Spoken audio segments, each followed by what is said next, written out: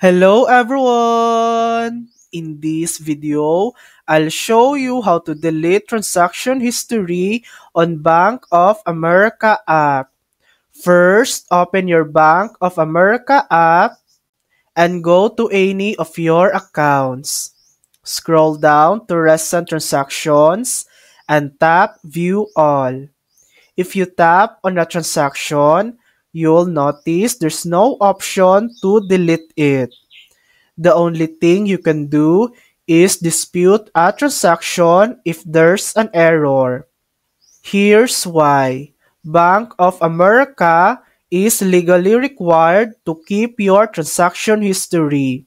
It's part of banking regulations, so deleting past transactions isn't possible.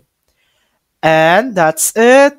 While you can't delete your history, you can always review and dispute any errors if needed. Thanks for watching!